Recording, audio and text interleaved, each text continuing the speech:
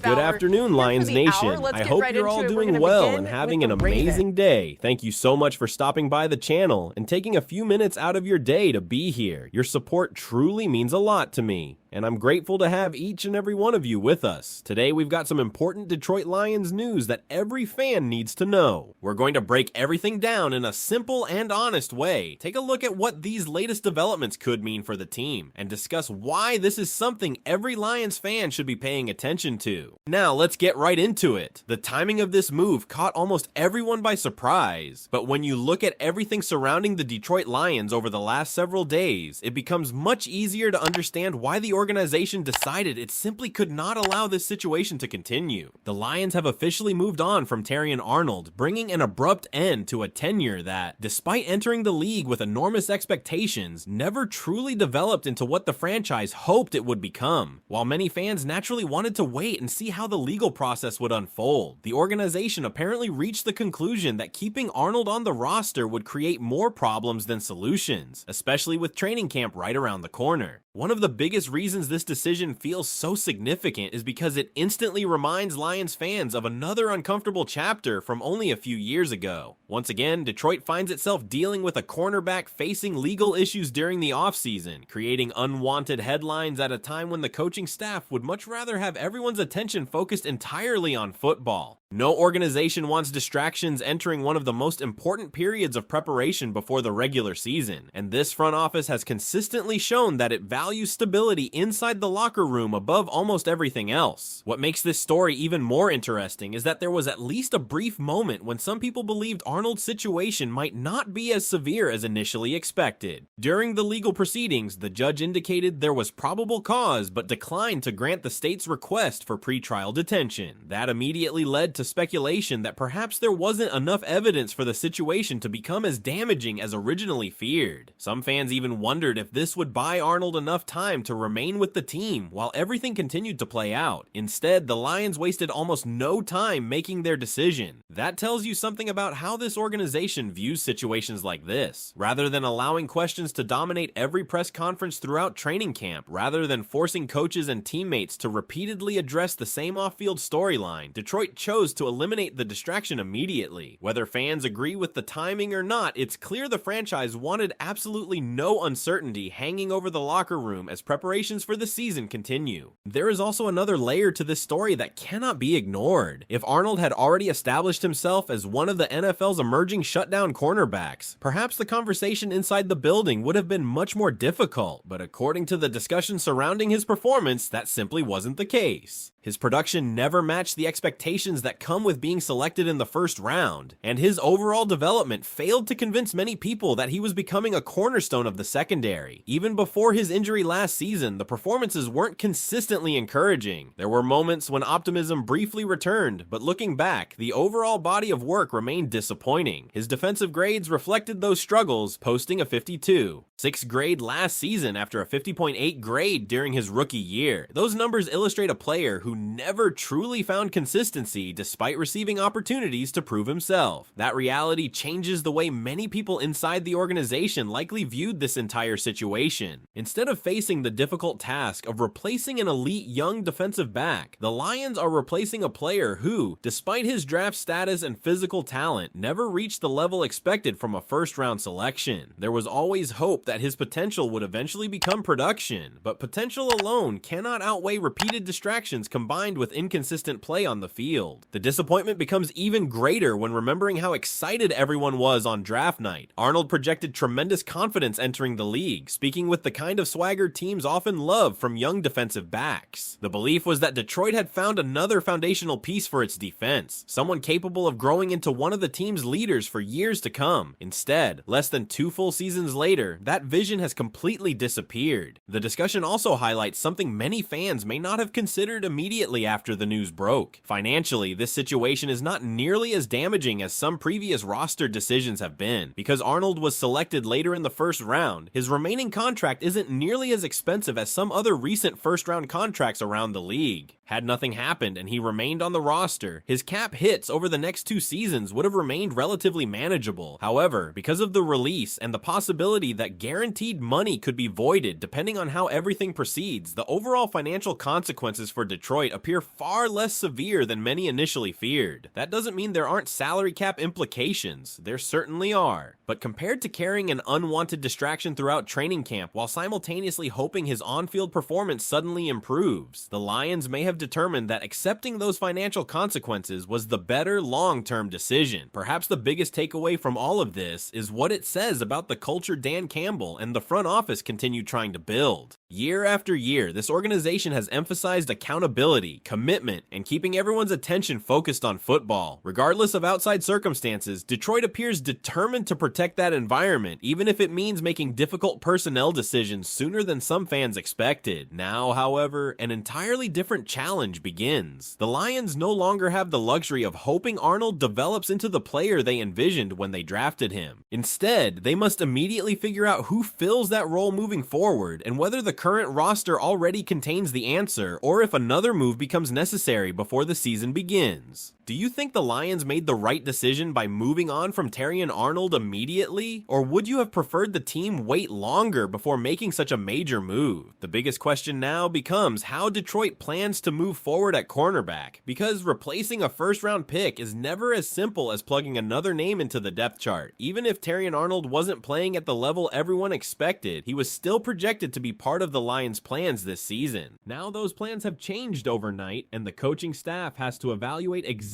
who is ready to step into a much larger role. The first name that naturally enters the conversation is Amon-Ra St. Whether fans feel completely confident or not, he suddenly becomes one of the most important players in the secondary. There is now an expectation that he could line up opposite DJ Reed, and the Lions will need him to provide stability from the very beginning of the season. That's a significant responsibility, especially considering how much optimism surrounded the secondary only a short time ago. The conversation isn't necessarily about asking Amon-Ra St. to become an all-pro overnight. Instead, it's about reliability. Detroit simply needs someone who can consistently do his job, limit big plays, and allow the defense to function the way it was designed. After everything that has happened, consistency may actually become more valuable than chasing upside. Another player who suddenly becomes much more important is Keith Abney. The discussion points out that he brings good size, standing at 6 feet tall, and while he's still a rookie, situations like this sometimes force young players into meaningful opportunities much earlier than anyone originally anticipated. That's never an ideal situation for a rookie defensive back, but football rarely follows the perfect script. The reality is that injuries, unexpected roster moves, and off-field situations create opportunities every season across the NFL. Now Detroit may need one of its younger defensive backs to develop much faster than originally planned. The Lions also have flexibility with players already on the roster. Amik Robertson has experience moving around the secondary, and there are different combinations the coaching staff can explore depending on how training camp unfolds. If certain players shift positions, however, that creates additional adjustments elsewhere in the defensive backfield, meaning one move doesn't simply solve the entire problem. Every change has a ripple effect across the defense. That's why this situation is more complicated than replacing just one player. One particularly interesting name mentioned during the discussion is Nick Whiteside. Now, nobody is suggesting he should automatically become the next starting cornerback. In fact, there is recognition that he may not even make the final roster, but sometimes preseason performances leave lasting impressions on coaches and analysts, and Whiteside apparently did exactly that. The memory that stands out comes from last year's preseason against the Tampa Bay Buccaneers. Despite coming from a smaller school and entering the NFL without much attention, he displayed traits that caught people's eyes. His size, competitiveness, and confidence under pressure suggested there might be something worth developing. That doesn't guarantee future success, of course, but every NFL season features players who unexpectedly emerge after spending months developing behind the scenes. The coaching staff works with these players every day, seeing progress that fans rarely get to witness. While everyone focuses on veterans and draft picks, sometimes an overlooked player quietly improves enough to earn a legitimate opportunity. Detroit may now need exactly that kind of unexpected development. The discussion also takes an interesting look back at the 2024 NFL Draft, because hindsight always makes these situations more painful. Whenever a first-round selection fails to meet expectations, fans naturally begin asking who else could have been selected instead. Looking back, names like Jared Goff immediately stand out as players who have looked impressive early in their careers. There are other talented players from that draft class as well, but the overall conclusion is actually somewhat reassuring for Detroit fans. It wasn't a situation where an obvious superstar was selected immediately after Arnold while the Lions completely missed an easy decision. Many of the players drafted around that range have experienced mixed starts to their NFL careers, meaning the draft itself wasn't nearly as clear-cut as hindsight sometimes makes it seem. Still, the experience raises another fascinating conversation about roster building. The Lions have built much of their recent success through the NFL draft, and Brad Holmes has earned enormous respect for identifying talent. But situations like this remind everyone that even the best general managers cannot predict everything. A player may check every box during the scouting process, possess outstanding athletic ability, display confidence, and receive glowing evaluations, yet things simply fail to work out once their professional career begins. That uncertainty is exactly why some people continue debating whether teams should occasionally trade valuable draft picks for established NFL players instead of always betting on potential. A proven veteran comes with a much clearer understanding of what he can provide at the professional level. Draft prospects, no matter how talented, always carry uncertainty. Of course, that philosophy has its own challenges, including salary cap considerations and the cost of acquiring experienced players. But after watching another first-round investment fail to develop as expected, it's understandable why some people would begin asking whether Detroit should occasionally explore a different approach in certain situations. For now, though, those bigger philosophical debates can wait. The immediate focus for the Lions is preparing the secondary with the players currently available, identifying who is ready to take advantage of this opportunity, and making sure this unexpected roster change doesn't derail a season that still carries enormous expectations. The organization has clearly decided that eliminating distractions now gives the team the best chance to move forward together, and now it's up to the remaining defensive backs to prove they can answer the challenge. The uncertainty surrounding the secondary also creates another challenge that may not receive as much attention as the legal situation itself. Every defense is built around chemistry and communication, especially in the defensive backfield. Cornerbacks and safeties